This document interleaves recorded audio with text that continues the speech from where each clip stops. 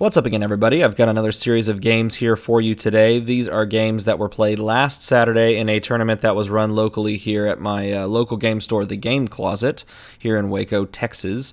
And this theme I put together, and I say put together very loosely because I basically just ripped it off from the wonderful Stuart up in the DFW area from the reserve pool. So if you don't know what the reserve pool is, check it out. Go to thereservepool.com. It's a great Dice Masters resource webpage. So the constraint for the tournament was that you had to build an 8-card team, and 4 of those cards had to be made up of characters from the new starter set, the Superman and Wonder Woman starter set.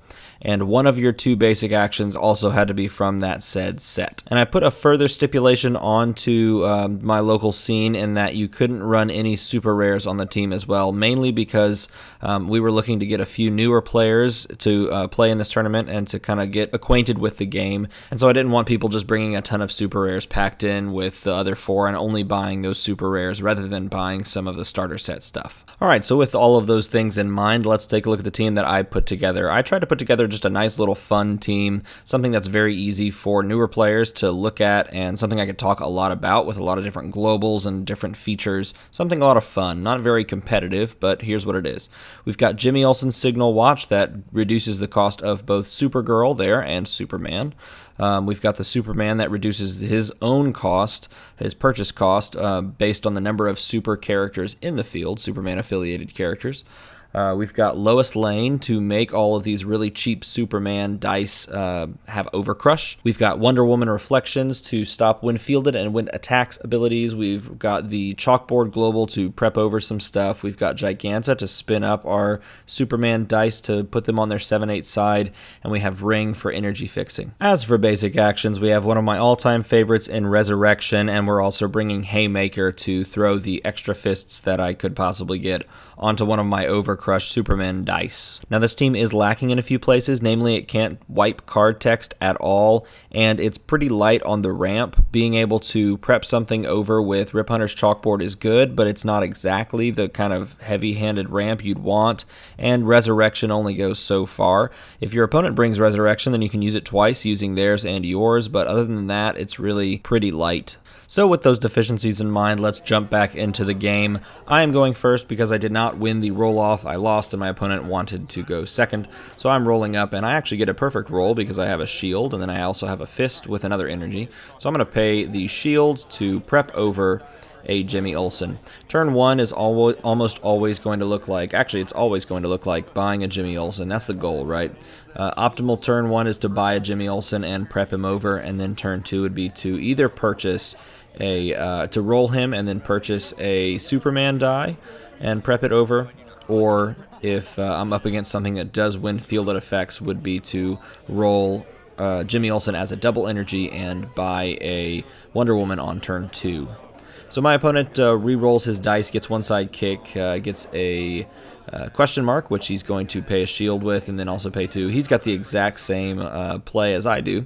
This time he gets a sidekick, though. He's got Jimmy Olsen's Signal Watch. He has the same Supergirl as me. He's running the Superman from the starter set, which is the one that prevents damage dealt by villain character dice, which is pretty cool. He's got the blank Steve Trevor, just that 2-cost 4 attack topside Steve Trevor, which is cool. He's running Steel on his team. He's running Lois Lane, the uncommon that gives all Superman affiliated characters +1 while attacking. He's got Kal-El, the rare Kal-El, which seems a little top heavy. But that's a pretty interesting ability there. And then he's got Clark Kent, the glasses come off. So he's going full-on theme mode with the Superman affiliated team here. And all of that kind of centers around Lois Lane. You purchase her and then use her to buff up all your attacking character dice. And it actually makes Jimmy Olsen a bit of a threat using this little strategy. Unfortunately, Steve Trevor is not affiliated. Maybe running something that allows him to be affiliated would be pretty cool, but as of right now, he does not have that in this tournament. Taking a look at his basic actions, he is running Resurrection, so I am able to use it twice, and so is he. And he's also running Take Cover, which is a really cool action that allows you to give one of your characters like +5 defense if you get it on its burst face. I'm surprised him running that and not running the Kal-El that allows you to flip attack and defense, because that would make for a really cool win condition. You know, purchasing a Take Cover, playing it on one of your characters, giving it +5 defense, and then flipping it to make it +5 attacks. Really, really cool idea. So I forget to roll the Jimmy Olsen, and my opponent tells me that and then allows me to roll it. I've got the Jimmy Olsen on its 1-cost 2/3 side, and I've got 4 energy, which is really kind of an awkward turn, because the goal here would be to pay the 1, and I actually can do it. I want to be able to prep over a Superman, and right now I would need to have 1 more energy and or roll Jimmy Olsen on his 0 costing face. So it looks like I'm just going to settle with what I have and not really press my luck looking to pick up and prep a Superman. I'm just going to purchase said Superman for 3, which I think is the right thing. I don't think there's any need to press the luck and see if I can prep him over. I'm gonna get it eventually. Maximum of 3 turns before I see that. Minimum of 1 because I'm putting it into the bag and drawing next turn. My opponent rolls up his dice. He's also rolling Jimmy Olsen this turn. He's got the 4 energy and a sidekick. 5 energy, excuse me. 4 of them fists and 1 bolt. So he could pick up another Jimmy Olsen if he wanted. He's going to re-roll the sidekick, re-roll Jimmy, and gets the sidekick back. The Jimmy Olsen goes from 2 fists to 1 fist. He's going to field that sidekick. And he's stuck with 4 energy, all of them fists, which is a bit unfortunate. He could pick up a Lois Lane. He could also pick up a second Jimmy Olsen. But other than that, he's a bit stuck. He could use Resurrection. He could also actually use my Ring Global, allowing him to swap out one of his energy, basically paying a generic, so paying any of those fists, and pulling a sidekick die into his reserve pool, placing it on whatever side he wishes, so he can energy fix 1 time, which is pretty cool. That would allow him to buy something like Clark Kent over there. It would allow him to get a shield and then prep over a Lois Lane. Well, looks like he's just going to pick up a Lois Lane and leave the fist. Now he can hold on to that fist and use it for Haymaker's Global if he wanted to do so. He's ending his turn. I'm going to draw. So no Superman this turn, which means I can draw it next turn or the turn after. 2 sidekicks come up and 2 energy. That is not a good roll. Question, though, here is what are we looking for? And what we're looking for is the ability to prep over a Superman. And unfortunately, that sidekick comes right back up. I missed the low percentage, or the high percentage of rolling both of those as energy, and am sort of forced to purchase another Superman and put it in used instead of prep, so I can't really pressure my opponent, which is the goal here. I'm trying to pressure my opponent by getting these high-statted dice out for free after rolling them, but unfortunately I haven't gotten to either of them yet. So hopefully in turn 4 we will get one of these out. So my opponent pulls Jimmy Olsen right out of the bag and rolls him. And re-rolls the sidekick, comes up as energy. Gonna field Jimmy Olsen for free. No, it looks like he has to pay for it, doesn't he? No. Fielding for free.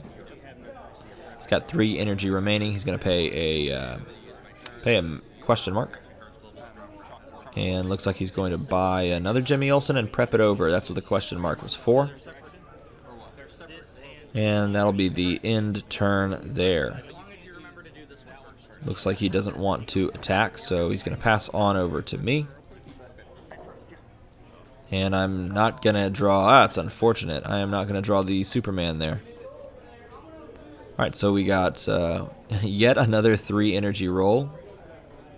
1 sidekick keeps popping up.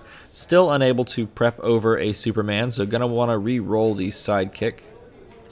Question is, should we re-roll another energy? Probably re-roll another energy. Oh, sidekick that comes right back, so it doesn't even matter. That's an interesting string of bad luck there. So again, I guess the best course of action is to just pay 3, pick up yet another Superman. It's really unfortunate that that Superman has not come out of the bag, 1, and that that I've rolled 3 energy and a sidekick every turn, and not a 4th energy. So Lois Lane comes out, and Jimmy Olsen comes out, and he can actually put a little bit of pressure on because Lois Lane will buff both Jimmy Olsens by 1. He's going to re-roll Jimmy here. It's going to come up as 1 energy. So he's got 4 energy. Obviously, he does not have to pay to field Lois Lane, so he's going to use that 4 energy to buy something. My first instinct would be he's looking to buy Clark Kent. No, he's picking up Supergirl for 4 because of the discount from Jimmy Olsen.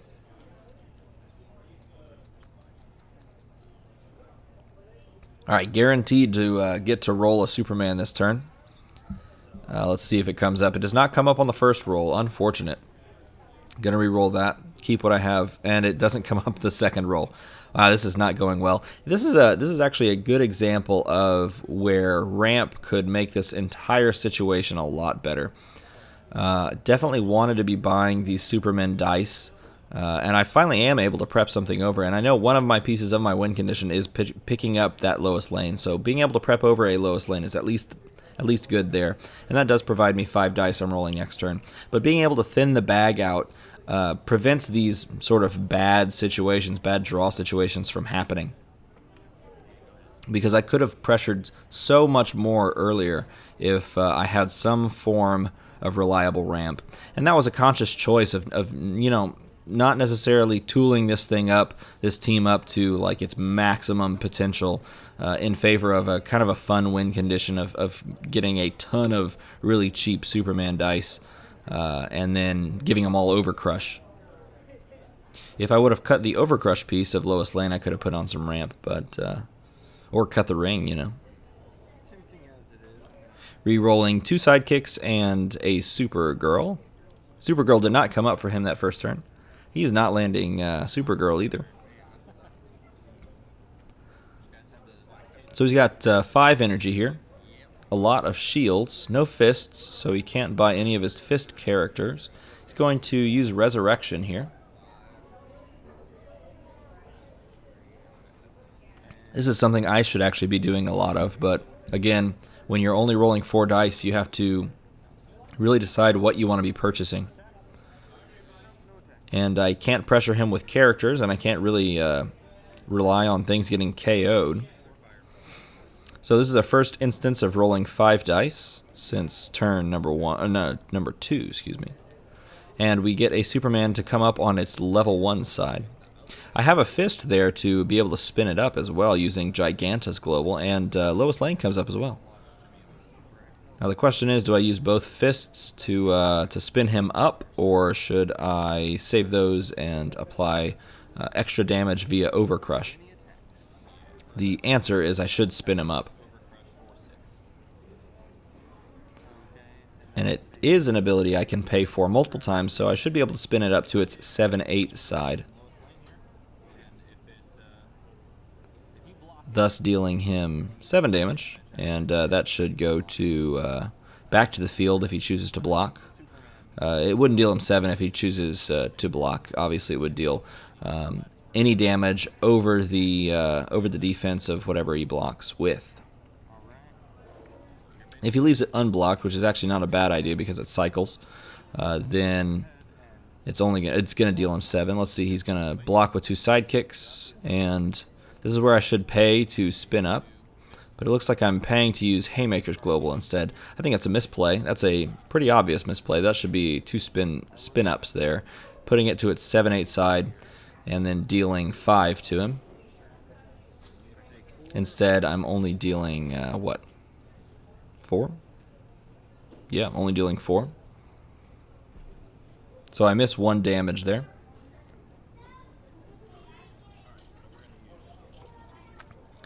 gives him a few sidekicks to re-roll, and that's not a big deal.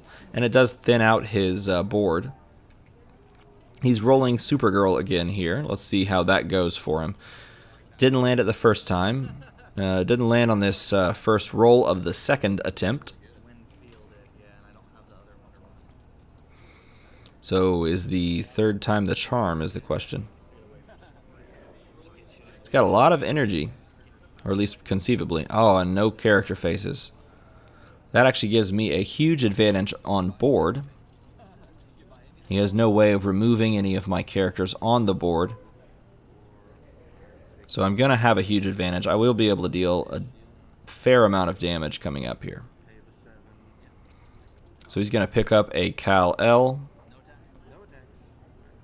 That may be a too little too late situation, depending on how this roll goes on this draw as well.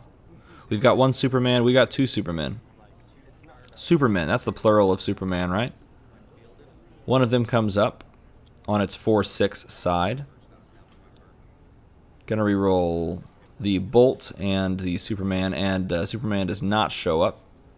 But fortunately for me, I can actually buy a Superman for 2.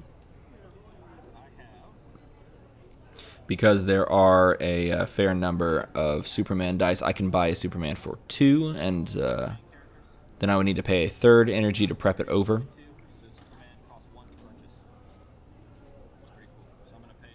So gonna spin down the thing there, pick that up, and prep it over. I should actually pay that mask there. I don't know why I didn't push that over. Then I'm going to attack with 2 of my Superman dice. Apply the buff there. He's not going to block either of them, so he's going to take 9. That's going to hit him for a good bit. That mask should not be in that reserve. I bet you... I know what happened. I bet I counted Lois Lane. This promo Lois Lane doesn't actually have the affiliation, the Superman affiliation. I bet you I counted that and thought I only had to pay 1. Doesn't look like it's going to affect anything because there are no mask globals in play. But that Superman die that is sitting in prep should cost 2 instead of 1. Wow, no characters come up on either of his characters, and he's got to scoop and reroll everything because he needs sidekicks as well. Just anything that can be a blocker, and he at least gets 1. So if Superman misses, and let's see, I have 1, 2, 3, 4, 5. I have 3 sidekicks in the bag, so you know, there's a possibility that I could, you know, not draw and roll lethal here. He is at 7, but there is still, you know, a possibility next turn that with that sidekick that he just rolled, that he could still stabilize and save himself in this next turn. He's got a ton of energy to work with. He could definitely purchase and prep something over. Looks like he's going to spend the shield, activating Rip Hunter's chalkboard, and then paying. See how much he pays and see what he buys. He buys another Superman die. He has been just as unlucky with his rolls, I think, as I had been earlier.